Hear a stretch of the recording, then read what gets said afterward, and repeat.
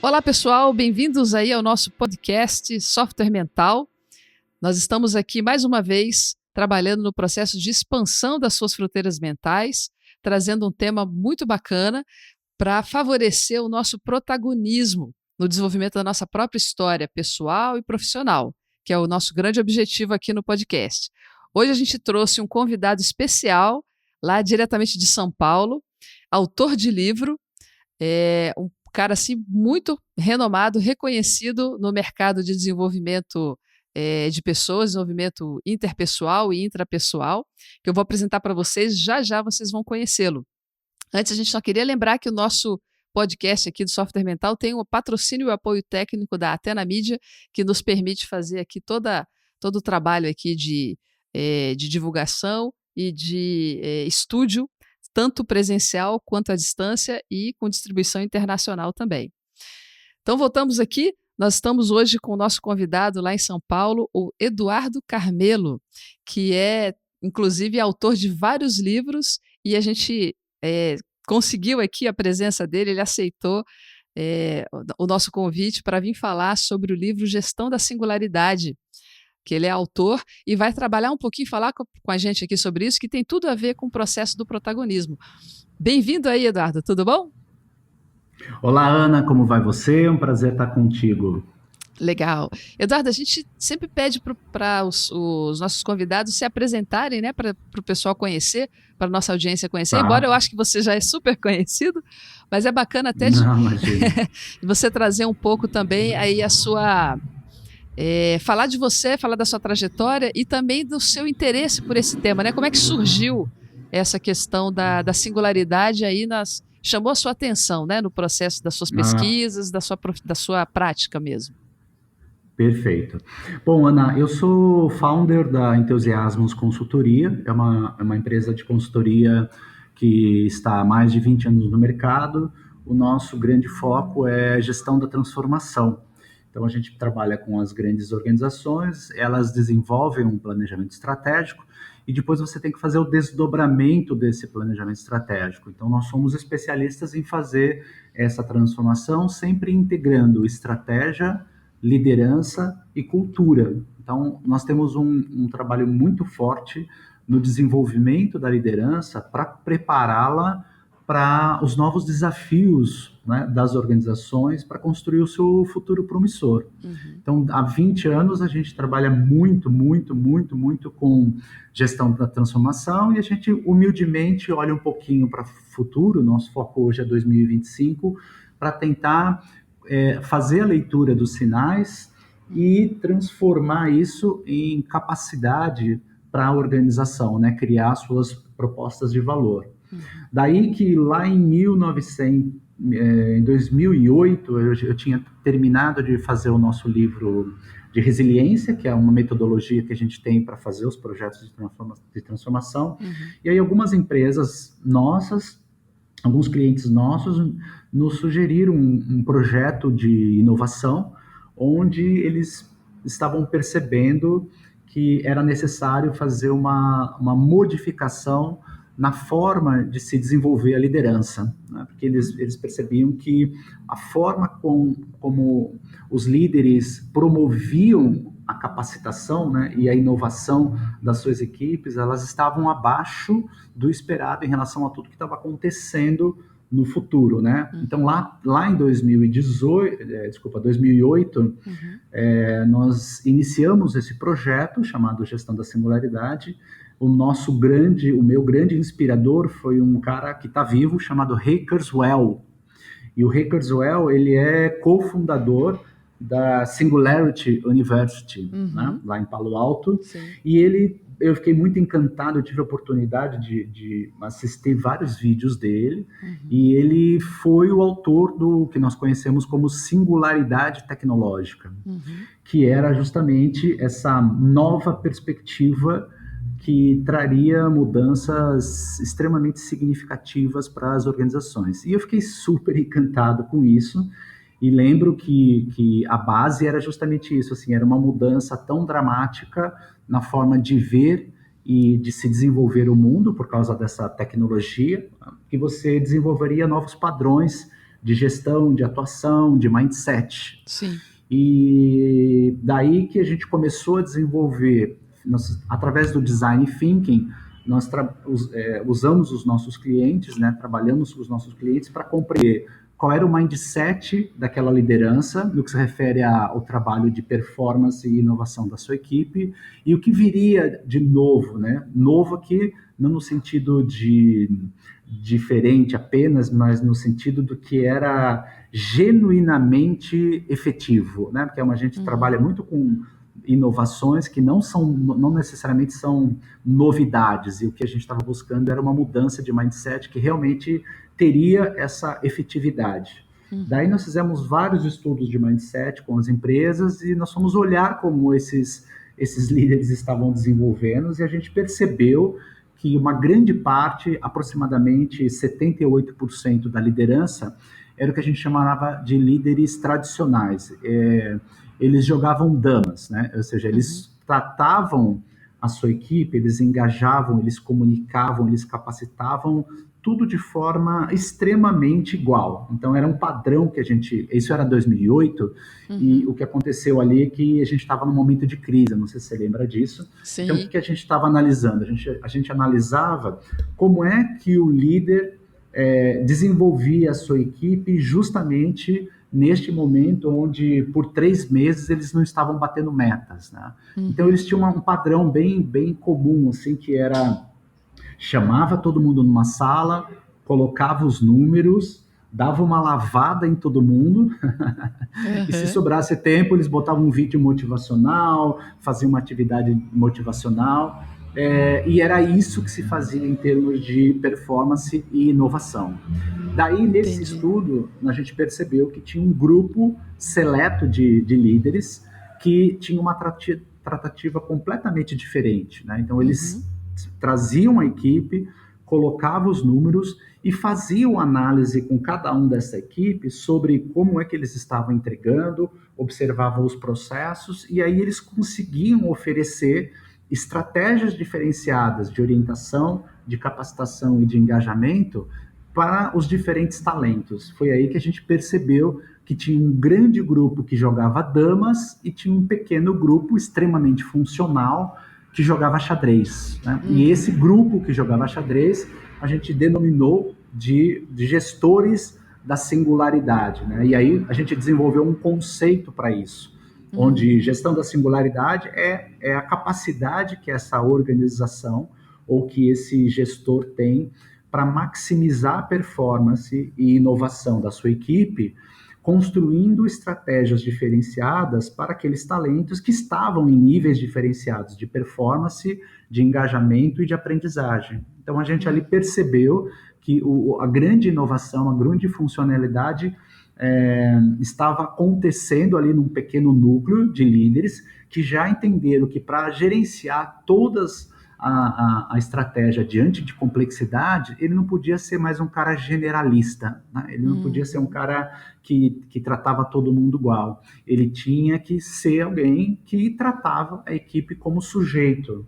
E a gente fez um estudo em tecnologia, depois fez um estudo em gestão e fez um estudo em marketing. E em marketing, naquela época, a gente estava passando pelo mesmo processo. Ou seja, você tinha as empresas que tratavam as pessoas como massa, né? Depois começou a tratar os seus clientes como estatística e finalmente começou a tratar os seus clientes como sujeito, né? Tanto que nasce ali a economia da experiência e a singularização dos clientes, né? A segmentação e singularização dos clientes. Então era um movimento muito forte que estava acontecendo em 2008 que a gente ajudou a sistematizar e transformar isso num livro que teve o nome Gestão da Singularidade, Alta Performance para Equipes e Líderes Diferenciados. Muito bacana que você pegou toda essa forma como as coisas estavam acontecendo ali e transformou num método, né? Para que aquilo, a necessidade de mudança de mindset tivesse uma metodologia para que essas pessoas, por exemplo, esses 78% tradicionais, tivessem um como fazer, né? Para passarem a atuar de uma maneira mais singular, não é isso?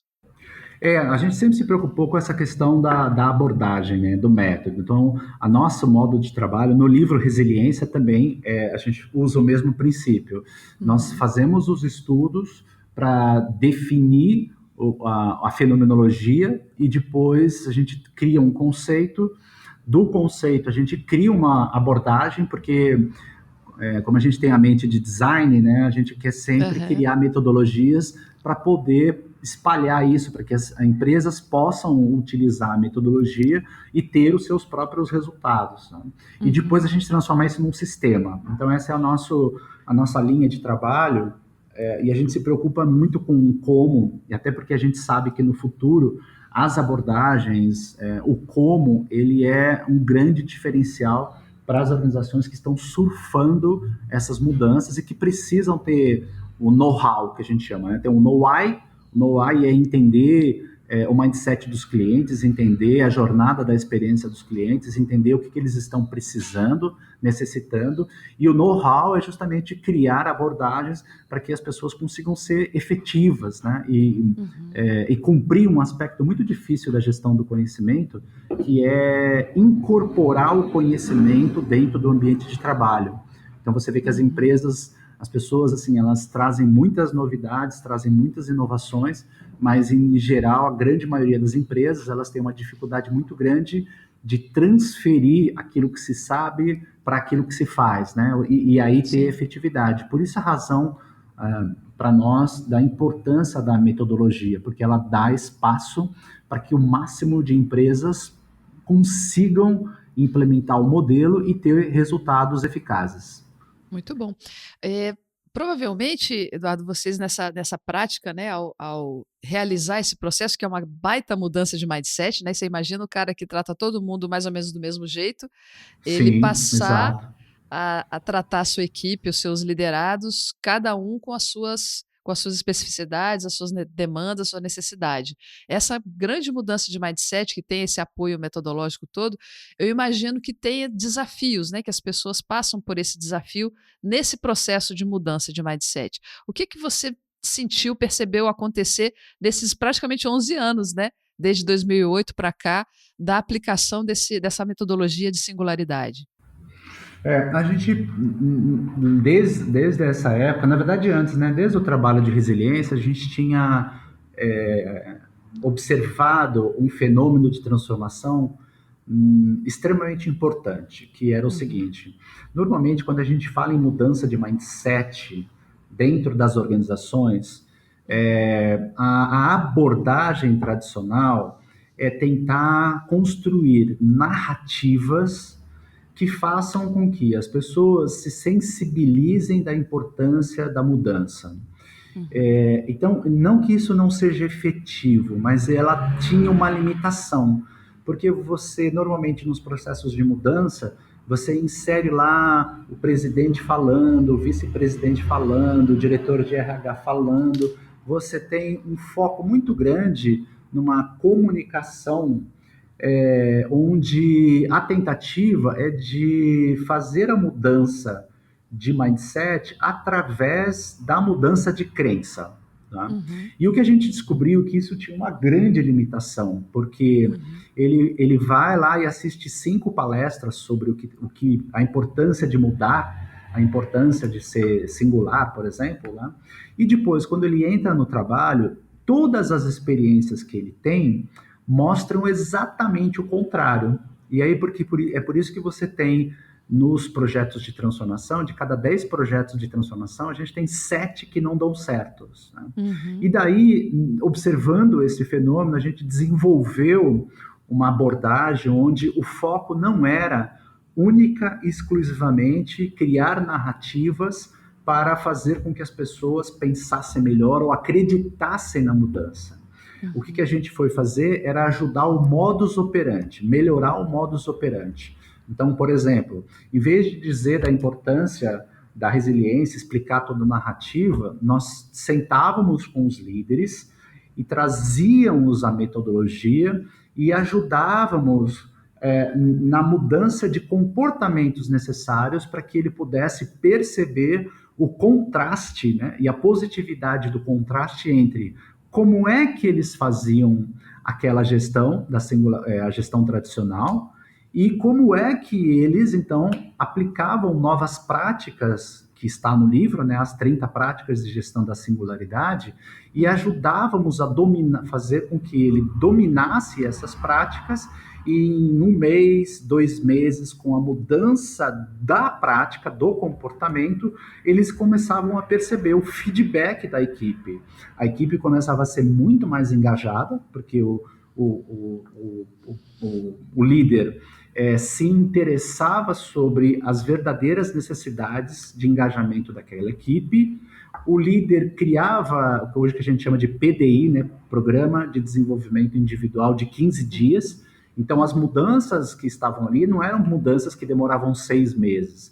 A gente ajudava a fazer com que essas mudanças acontecessem em 15 dias e 30 dias. E aí, qual era o grande diferencial?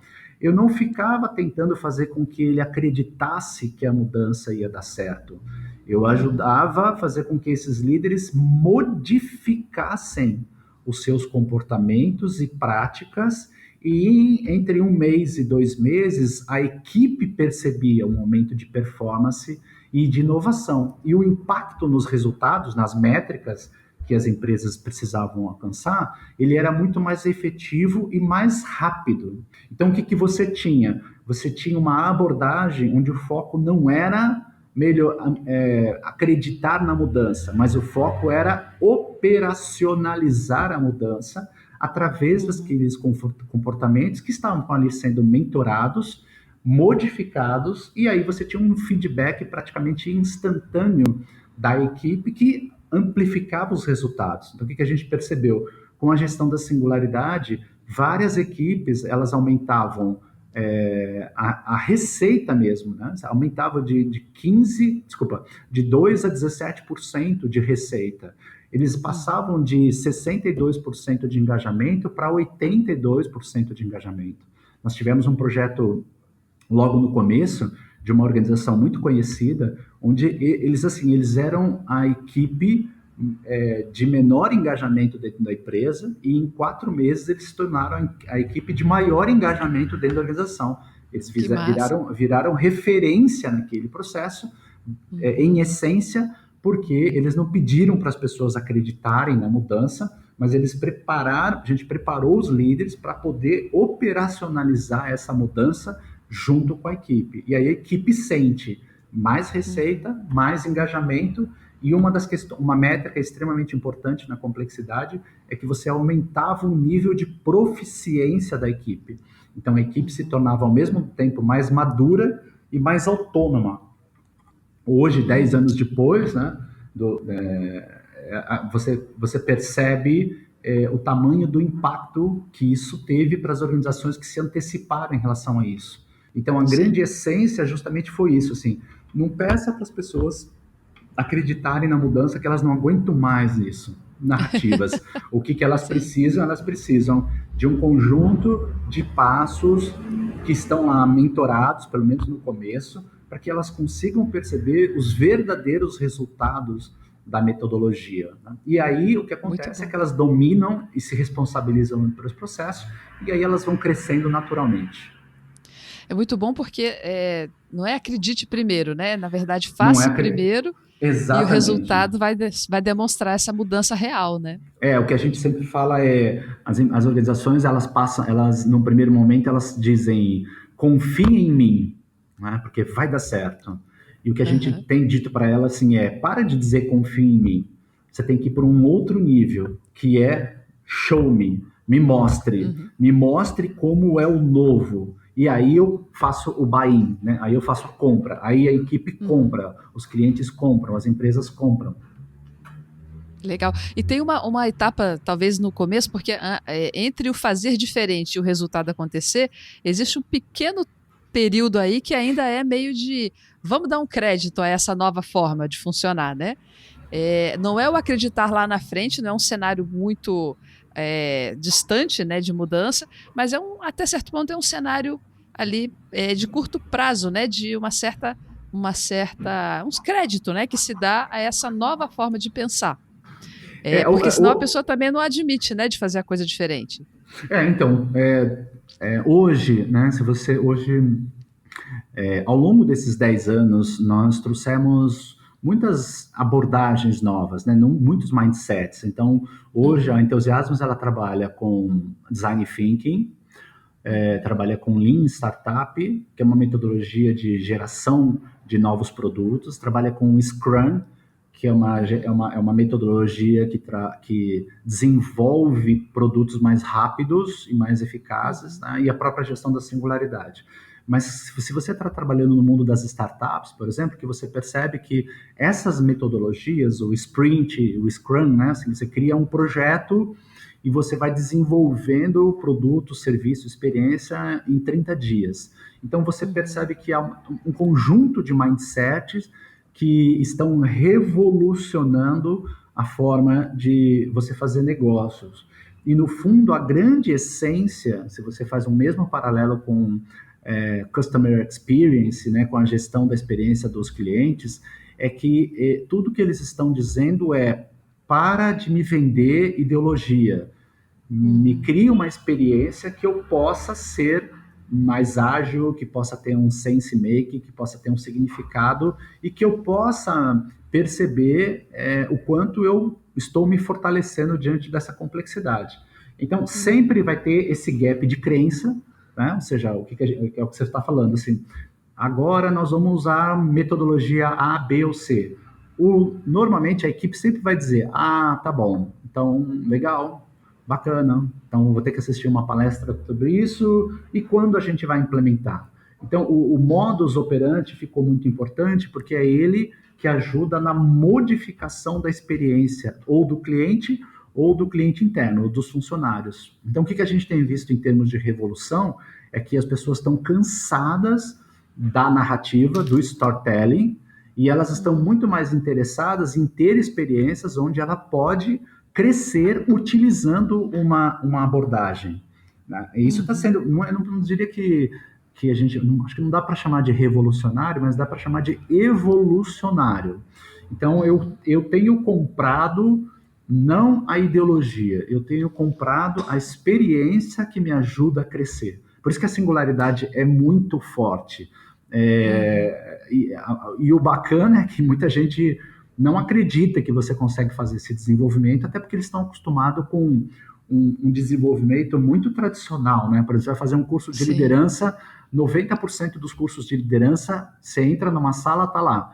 A liderança, a importância da liderança, o que é a liderança no futuro, um vídeo de Uhum. liderança, uma dinâmica de liderança, uma dança de liderança, e o cara sai do curso sem nenhuma ferramenta específica, e todo aquele curso não foi desenhado para aquele líder melhorar essa experiência de liderança. Uhum. E o que faz a gestão da singularidade? Para com toda essa narrativa.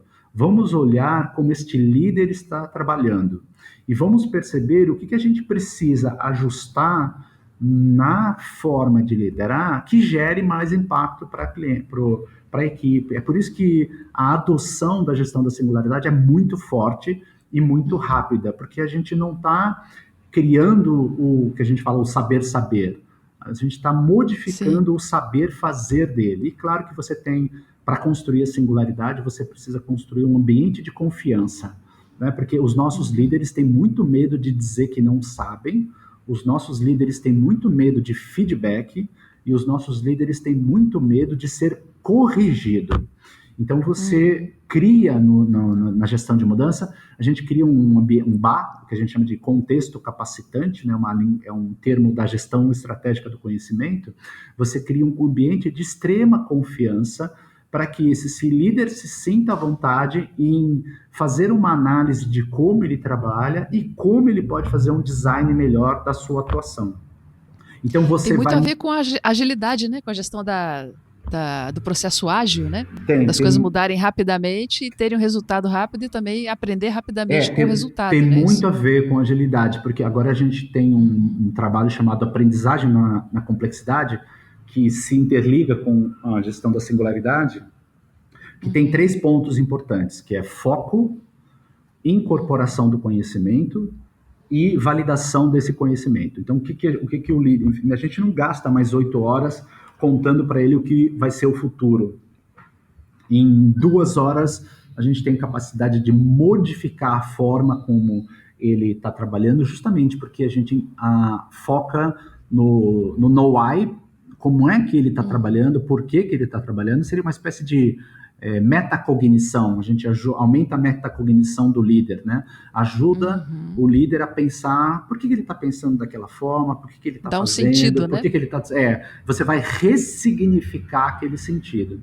E aí você modifica através do know-how. Você vai dando novos caminhos para ele e ele vai testando este caminho e vai iterando no sentido da melhoria da aprendizagem. Então, por isso que faz todo sentido o que você falou, por isso que está coligado a um método ágil. E em tese, né, o que é o ágil? Né? Você faz uma investigação, você faz um alinhamento com o seu cliente, você define um conjunto de tarefas, o que a gente chama de um backlog, né? E você tem um tempo para conseguir entregar o máximo de performance nesse sprint, né? Nesses 30 dias. Então, o que vai acontecendo é que você reduz o ciclo de inspeção e adaptação da sua forma de trabalhar, e aí você vai ganhando mais aprendizado em menos espaço de tempo e sem perder o que a gente chama da efetividade. Então, por isso que as pessoas gostam da metodologia, porque eles se descobrem que eles têm um caminho que é muito mais profundo e mais intenso de transformação, não só do mindset, mas do modus operandi. Eu acho que essa é a questão muito importante. A gente conseguiu integrar a ideia de mindset e modus operandi. Muito bom. E aí tem a questão e o erro fica desdramatizado, né? Porque a pessoa aplica, vê o que funcionou, o que não funcionou, ela simplesmente vê outros métodos, outras formas de fazer funcionar.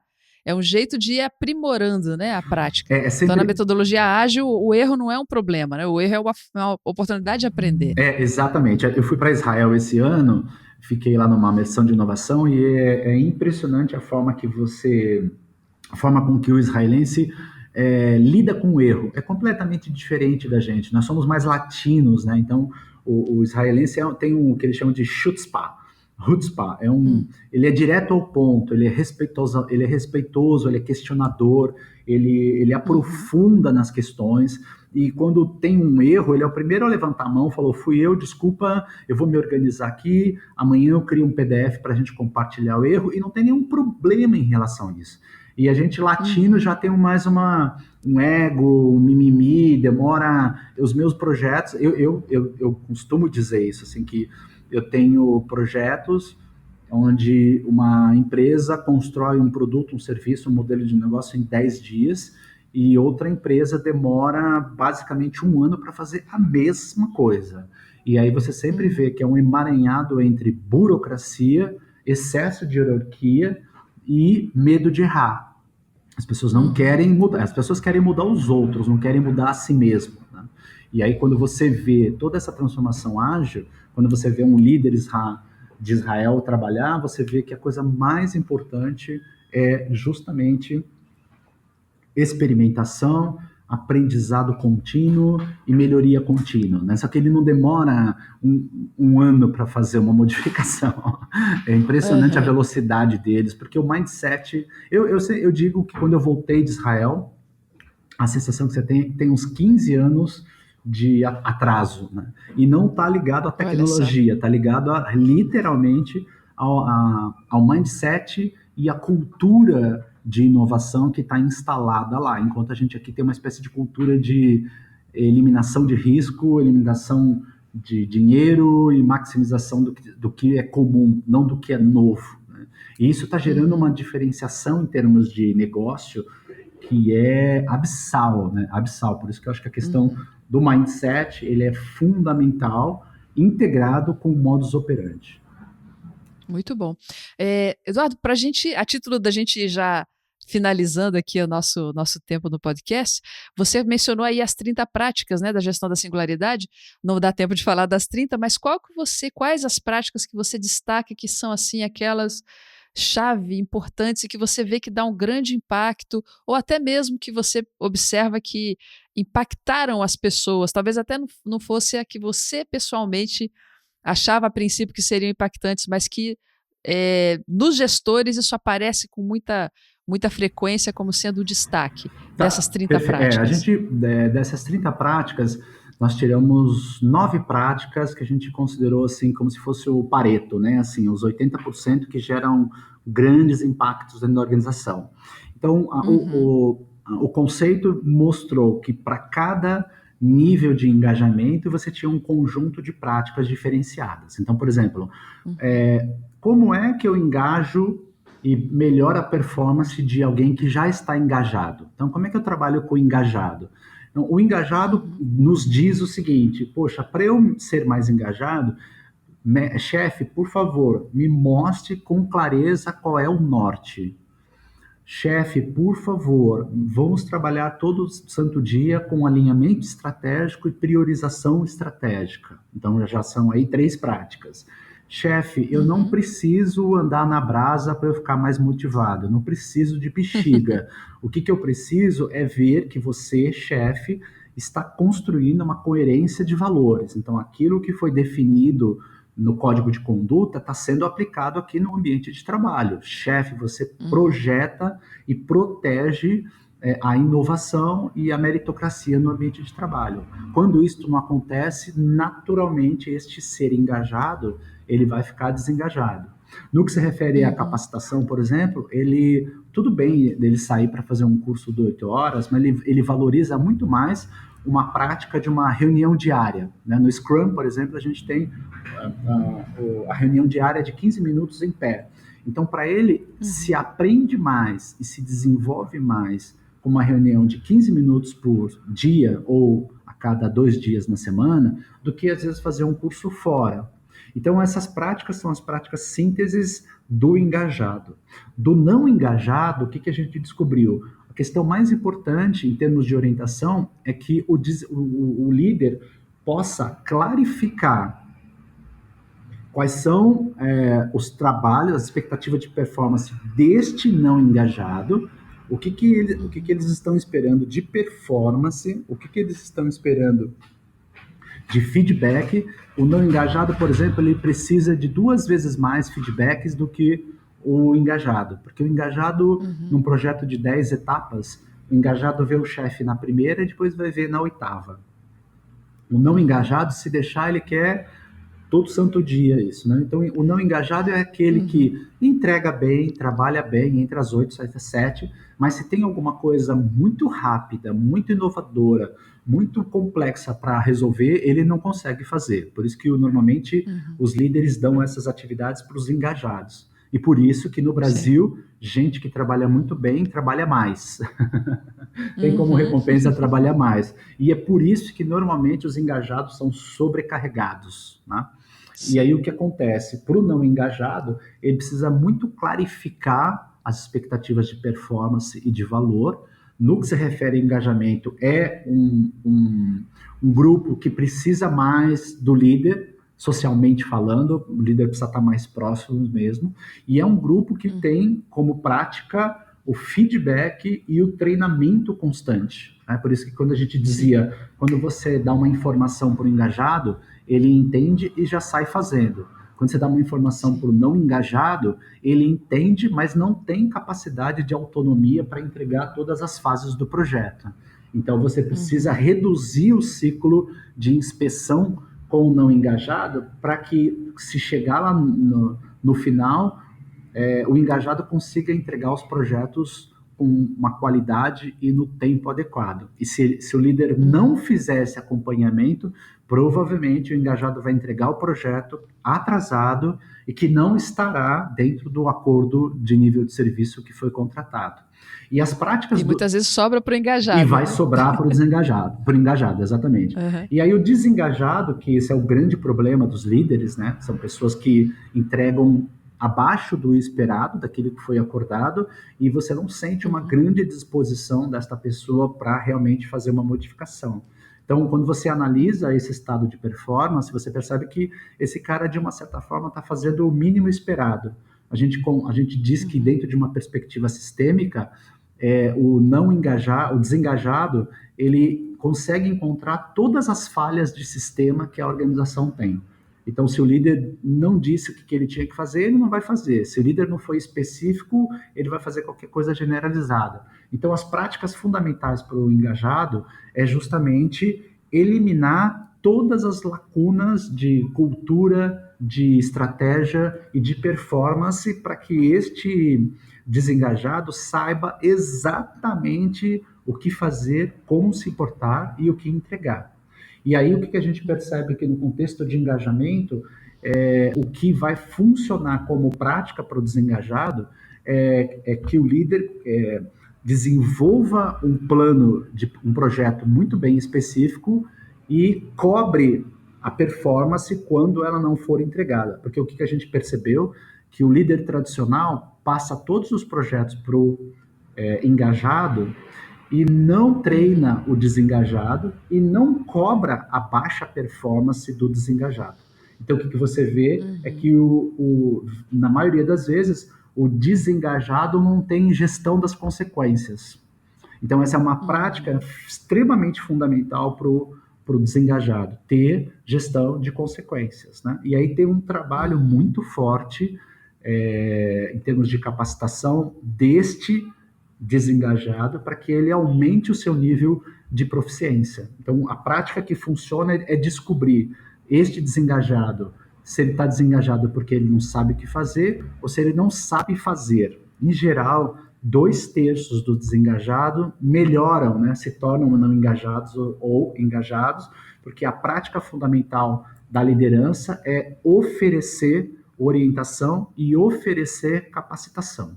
Aí você tem uma modificação desses comportamentos que vão se transformar, no geral, em melhoria de performance, de engajamento e de proficiência do conhecimento. Maravilha, muito bom.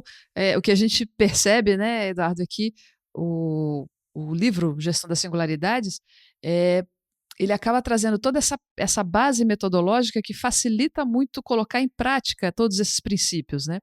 E eu acho muito bacana até o espírito de generosidade, né, de vocês aí, da equipe, ao compartilhar isso com as pessoas em geral, né? Porque é muito comum, às vezes a pessoa descobre um grande insight, né, sobre como as coisas podem ser feitas e guarda para si. E é muito bacana ver a doação, né, que vocês fizeram desse conteúdo na forma de livro, na forma de materiais em vídeo, que é amplamente divulgado, né? Vocês fazem essa divulgação muito claramente para quem quiser conhecer, não só nesse livro, mas em outros também, né? Que vocês desenvolveram, que você é autor. Eu queria até que você, para fechar aqui a nossa conversa, Eduardo, falasse um pouquinho que dicas você dá de conteúdo para o pessoal poder correr atrás e se capacitar, né? Se munir aí de informações para poder colocar em prática esse processo todo. Puxa vida, tem tanta coisa rica hoje. Tem tanta coisa, a gente tem trabalhado tanto com inovação, né? Agora, o que eu acho que, no que se refere ao seu trabalho também, né, do mindset, da mudança de mindset, eu acho que você vai... As organizações de pontas, elas estão trabalhando com um conceito chamado organizações ambidestras, né? Que a gente une resiliência e ambidestralidade. O que significa uma perfeita equalização entre a maximização dos projetos já existentes dentro da organização e a construção de energia para criar inovações radicais ou disruptivas. Então, vale muito a pena esse conceito de organizações ambidestras, que é um conceito desenvolvido por um cara chamado Tushman, que tem um artigo na Harvard, você consegue, se você digitar organizações ambidestras ou líder ambidestro, você vai encontrar já um bom material na internet, né? Inclusive o artigo mesmo do próprio Tushman. Mas por que eu estou falando isso? É porque a gente está passando por uma grande transformação, porque se você pensar, nós fomos educados por um mindset dicotômico maniqueísta. Então, na verdade, nós somos um disjuntor. Então, ou eu faço isto, ou eu faço aquilo. Eu sou o bom, você é o ruim. Eu sou o certo, você é errado. Né? Eu vou para o céu e você vai para o inferno. E toda a capacidade de liderar diante da complexidade exige um mindset que não pode ser um disjuntor, que precisa ser o que a metáfora que é a mesa de equalização de som, né? Então você tem novas variáveis bem maiores do que apenas duas variáveis da dicotomia e do maniqueísmo. Então é muito importante que a gente possa amplificar esse espectro de variáveis, então saber pensar de forma complexa, saber pensar de forma ambidestra, justamente para lidar com isso. E aí você tem dentro da ambidestralidade um conceito que eu estou adorando, chamado identidade abrangente. Acho que isso é muito legal para mindset. O que é identidade abrangente? É poder você perceber que diante dessa complexidade, você, por exemplo, se eu sou um RH e eu penso assim, não, meu propósito é cuidar de pessoas, então eu vou criar um projeto de engajamento. Legal. Mas como que eu faço para abranger essa identidade no sentido de sair de uma entrega fixa ou de uma ideologia fixa para amplificar para uma prestação de serviço que seja mais eficaz ou para criar literalmente um projeto que ajude a empresa a crescer? Então, é como se você tivesse três mindsets diferentes, né? Então, aquele cara que trabalha só para resolver uma funcionalidade, aquele cara que trabalha para resolver um problema dentro da organização e aquele cara que trabalha para fazer aquela organização crescer. Então, quando você pega, por exemplo, o mindset da exponencialidade, o mindset da ambidestralidade, tudo que está acontecendo é uma abrangência de identidade. Eu acho que isso é uma questão tão forte hoje, tão importante hoje, né? Então, porque tem gente que diz assim, eu faço isso, é isso que eu sei fazer e acabou. É a mesma coisa que você fala. É a diferença entre empurrar um produto para o cliente que não serve, que só vai ser bom para sua empresa, ou ajudar a resolver um problema deste cliente ou melhorar um negócio do cliente. Isso que é o que a gente chama de identidade abrangente. Em termos de mindset, eu acho que isso assim é extremamente importante, porque quanto mais você vai aumentando essa abrangência da sua identidade, maior a sua possibilidade de ser relevante para este novo cenário e ser desejável, né? Assim, eu gosto dessa palavra, ser desejável, ou seja, as pessoas estão te procurando, as pessoas tem headhunter atrás de você para te dar um novo emprego, para te dar um novo projeto. Então, aí de novo é a diferença entre eu estou inoculando conceitos e ideologias nas pessoas, ou eu estou ajudando a resolver problemas dela, ou eu estou ajudando a crescer o negócio dela. Então, acho que quanto mais, em termos de mindset, a gente tiver essa abrangência de identidade, provavelmente nós seremos muito mais relevantes e desejados para os nossos clientes. Muito bacana. É bacana de ver também aí, né, a abrangência, né, de leitura, de erudição, de conhecimento. Já vi palestras sua que você cita Spinoza, cita Sim, vários adoro Spinoza. filósofos também. Não. E a capacidade... Diga. Spinoza é maravilhoso, mas eu não vou parar aqui, senão vai ficar muito grande o podcast.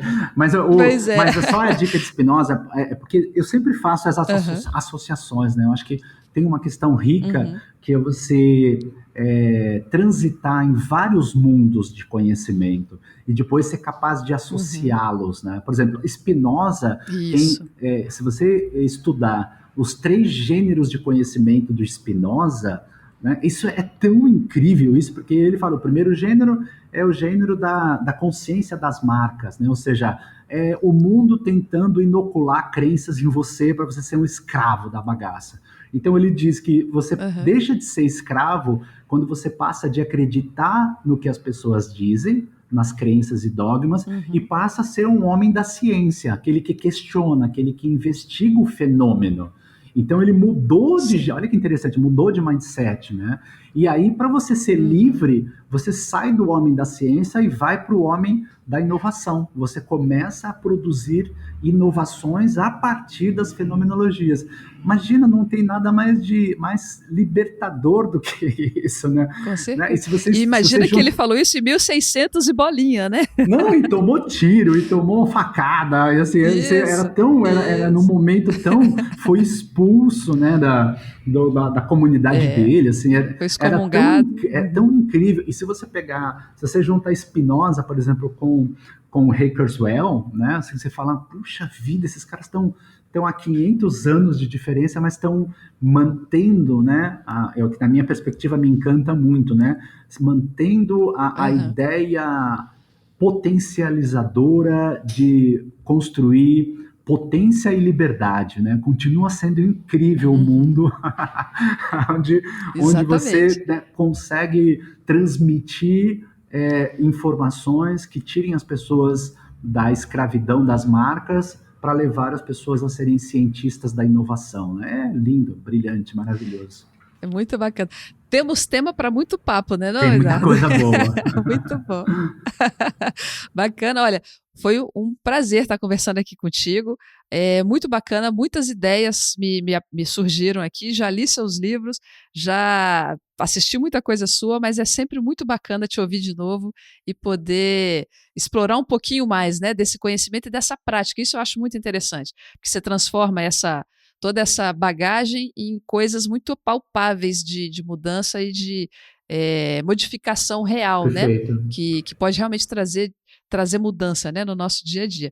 Foi muito bacana estar aqui contigo. Você quer falar assim, últimas palavras para a gente poder fechar aqui o nosso podcast? Não, na verdade quero agradecer, foi um prazer estar com vocês aí, espero que o podcast seja extremamente relevante. E a minha questão fundamental é sempre, como você disse, né, a protagonização da sua própria vida, né? A gente, infelizmente, dentro das organizações, nós estamos nos portando muito mais como críticos de poltrona, né? É o que eu sempre digo, a gente está hiper nutrido de informação, mas subnutrido de conhecimento libertador.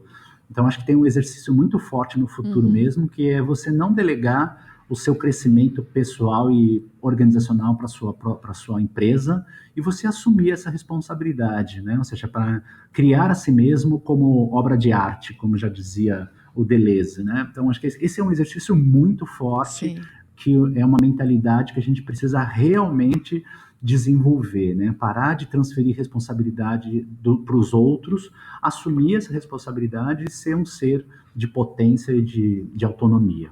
É isso. Muito bacana. É isso aí. Então, minha gente, estamos aqui chegando ao final desse nosso episódio do podcast Software Mental. Muito bom estar aqui com vocês. Por que a gente trata desses temas aqui no nosso canal Software Mental? Porque a gente confia que o mundo é um cenário repleto de oportunidades, cada vez mais oportunidades, com essas inovações e a exponencialidade que está chegando aí para a gente. E essas oportunidades, elas precisam ser aproveitadas por aquelas pessoas que expandem suas fronteiras mentais e que estão aí dispostas a fazer valer e fazer virar essas oportunidades em realizações. Então, a gente convida vocês aqui para esse e para próximos episódios também. Assine aí o nosso canal, siga a gente nas nossas redes sociais. A gente vai colocar também aqui as conexões, né, para os canais aqui também do Eduardo Carmelo, da Entusiasmos, porque tem muito material bacana que vocês podem fazer assim, o seu self-service de conhecimento e de mudança para protagonizar o crescimento seu pessoal e profissional na sua vida também. Então, minha gente, um abraço e até o próximo episódio. Tchau, tchau.